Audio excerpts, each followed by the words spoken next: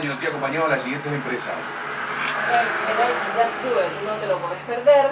Así mismo es, estamos acompañados por Joyería y Relojería Luxor. De Servilibro, porque solo progresan los pueblos que leen. Estamos acompañados también, por supuesto, por Inmobiliaria del Este, máximo respaldo a su inversión.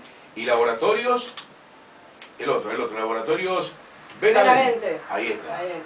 Laboratorios Benavente, que nos acompaña, y de Servilibro. Porque solo progresan los pueblos que leen. Ya leí en la mitad. La gente quiere entrar al aire, veo. Si eso es el punto ahí que está hablando Aldo, no hay ningún problema. Pero las preguntas vamos a entrar después de que cerremos con la entrevista con Aldo Natalicia. Puede ser, si es para hablar del tema que estaba planteando, y nos fuimos a la pausa, Aldo, con este tema de la situación de Paraguay, de la asimetría, que felizmente hay ahora una conciencia muy importante en las empresas de lo que se llama responsabilidad social, felizmente. Y me consta de que en Paraguay hay muchísimas empresas que han tomado este concepto de la responsabilidad social y de la necesidad de hacerse cargo también. Si yo tengo tanto, yo tengo mucho, tengo que tener la capacidad de ser solidarios, ¿no? Ese un poco es el concepto de la responsabilidad social. ¿Por qué daba estos datos? Porque en Paraguay hay más de 1 millón de pobres, de los cuales el 19% vive en la extrema pobreza.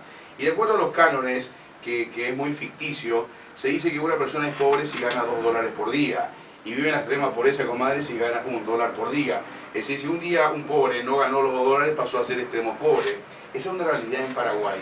Por ello, los cordones de pobreza que vemos en Fernando de la Mora, en Asunción, Fernando de la Mora, San Lorenzo, Ciudad del Este, Encarnación, etcétera, etcétera, etcétera, y ese desplazamiento que se ha generado producto de que muchas zonas que antes eran de los campesinos, estos campesinos han sido empujados en muchos de los casos a venir a una inmigración interna y en otros casos a una emigración que han ido a formar los cordones de pobreza en la Argentina, en las villas miserias, o en alguna favela en Brasil, o por qué no decirlo, en algún barrio humilde en España o en donde sea. Entonces esa es una realidad que no podemos negar, que también se da hoy, y sin embargo nosotros, y acá todo este preámbulo es para apuntar a esto. ¿Cómo estamos en Paraguay con respecto al tema de la, justamente hablando de la gente pobre, en cuanto al número de hijos que tiene una familia carenciada, Aldo Natalicia? Es una pregunta muy interesante porque ese es uno de los aspectos, ¿verdad? Uno de los aspectos centrales de lo que plantea este llamado a atención. Una cosa es cuántos hijos tiene una mujer realmente y la otra es cuántos hijos quisiera tener una mujer. Ese número puede variar. La diferencia que hay en Paraguay, según la última encuesta de salud sexual y reproductiva del 2008, que es una encuesta reconocida y que está muy bien hecha, la diferencia es de 2 hijos. O sea, una persona del quintil más rico tiene alrededor de 2 hijos. Estamos hablando de una mujer en edad de procrear, que se calcula entre más o menos 15 y 44 años. Y una mujer en el quintil más bajo tiene 4 o 4,1, ¿verdad? Que es un número promedio. Que es un promedio, que eso puede significar, por ejemplo, en Juana, que vive acá en el cordón de pobreza del Bañado, que puede tener ¿cuántos hijos? Puede tener 8. Claro, o sea, pero lo interesante es quedarse en el promedio y decir la diferencia es 2 hijos. Y cuando uno plantea el término promedio, es una diferencia muy grande. Es una diferencia. Claro que grande. sí, 50%. Pero aquí entra a tallar también algo muy importante, que es el tema de la educación. La gente humilde generalmente no conoce la forma en la que debe de cuidarse porque no hay ese tipo de concienciación por parte, no sé si, de los que rigen este país. Entonces, ¿cómo se puede manejar eso? Paraguay tiene un récord de venir haciendo más accesibles los temas de planificación familiar, que es importante reconocer. Sí.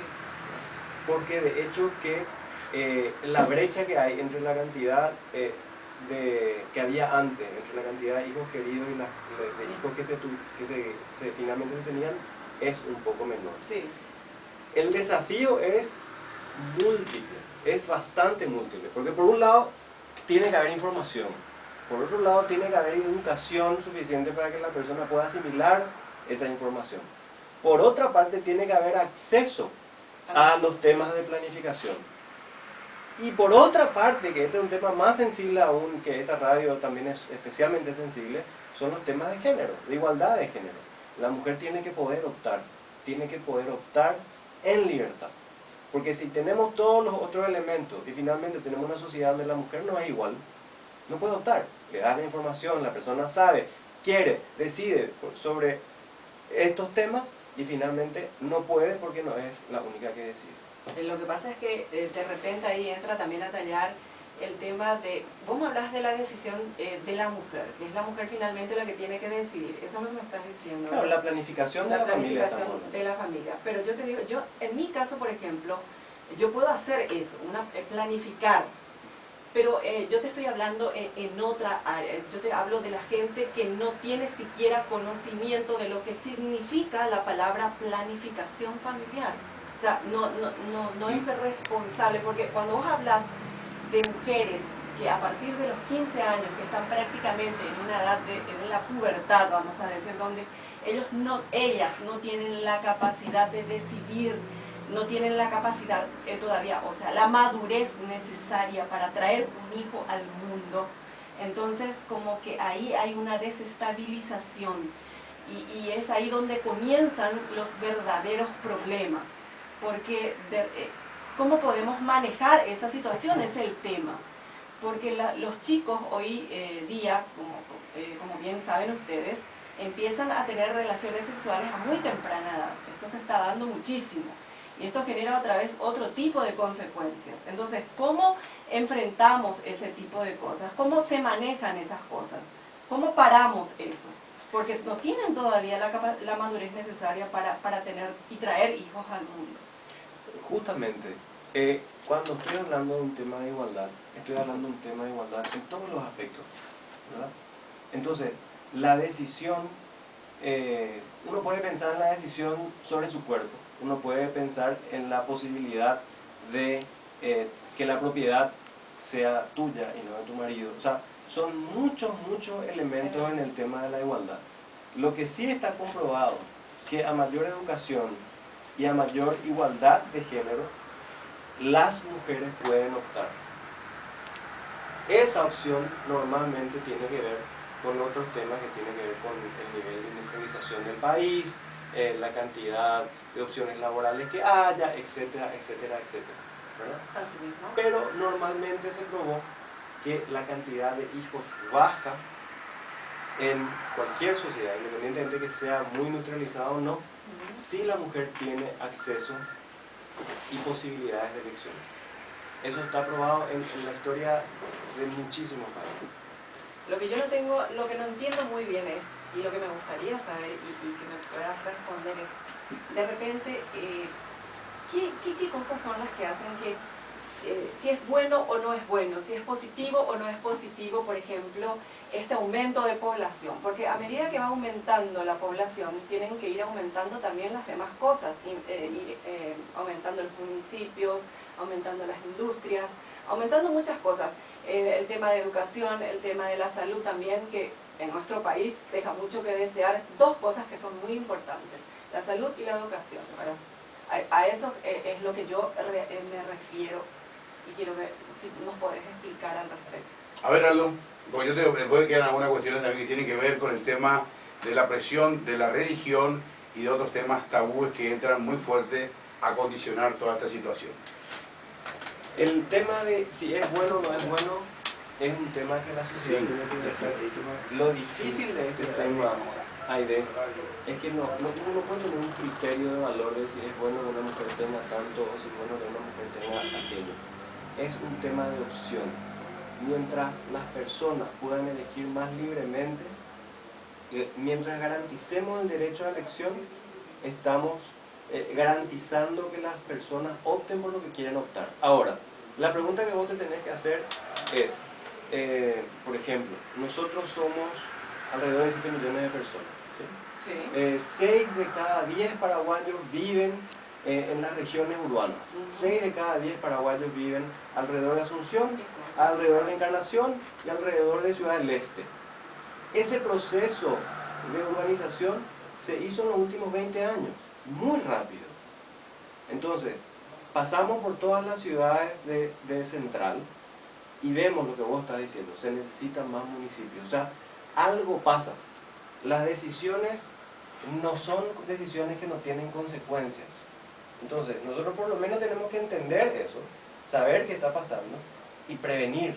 Prevenir no significa tener más hijos, menos hijos, significa decir, bueno, esto es lo que está pasando con nuestra población, resulta que nos estamos yendo todos hacia las ciudades y ahí, ¿qué tipo de vida queremos llevar? Las ciudades que están cerca de Asunción y que funcionan como dormitorios y que funcionan dentro de este eje, están planificadas, tienen, no sé, el manejo de residuos sólidos, el tema del agua, tenemos el presupuesto suficiente, ¿verdad? Todos esos son temas de población y es uno de los temas que también ponen en la campaña, el tema de la planificación. Un dato nomás. En 1975 había 3 megaciudades. 3 megaciudades en el mundo. ¿Quiénes? A ver, decime cuáles eran. Tokio, México y la San otra, Pablo. no me acuerdo. Eran ciudades que tenían, creo que más de 10 millones de habitantes, más de 20 millones de habitantes, una cosa así. Hoy hay 21 ciudades que son consideradas megaciudades. Esa es la tendencia mundial.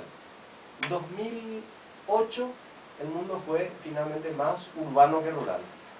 Y esa es la tendencia. Y la mayoría de las megaciudades van a estar en países subdesarrollados, por vías de desarrollo. Y acá tenemos un dato concreto, o sea, el de México que nombraste, ¿quién no ha ido a San Pablo alguna vez y ves lo que significa, lo que es? Ahí creo que es impresionante, te vas a Buenos Aires y ves otra metrópoli, mega metrópolis.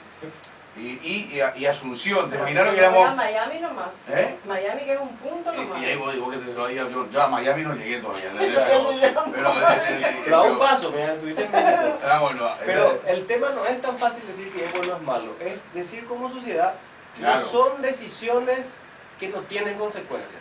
No tienen consecuencias. No son Hay que decisiones... buscar la solución al aumento de población. Lo que sea que se decida en libertad va a tener alguna consecuencia. Vamos a decir Europa. Europa bajó su tasa de natalidad a un punto que bajó los temas de reemplazo. ¿Qué significa eso? Que el europeo promedio tiene menos de 2 hijos. O sea, que no reemplaza. Significa que hoy están ellos en una situación donde no pueden manejar sus temas de pensiones o su estado de bienestar. Bueno, ese tipo de cosas, ¿cómo se soluciona? ¿Verdad? Pero por eso, la campaña lo que plantea es poner estos temas para la mesa del debate. Porque vamos a poner otro ejemplo.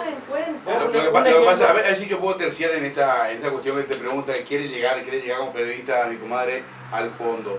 Es decir, Aldo no tiene la respuesta.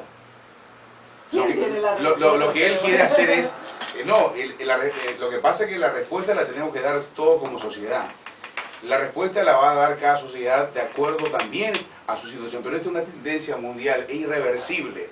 Hoy Asunción está pasando algo similar. Comadre, yo te voy a contar una cosa que a mí me pasaba, voy a poner un ejemplo personal quizás, pero que va a servir como ejemplo en este diálogo que estamos teniendo aquí en la radio, que Doña María está muy atenta.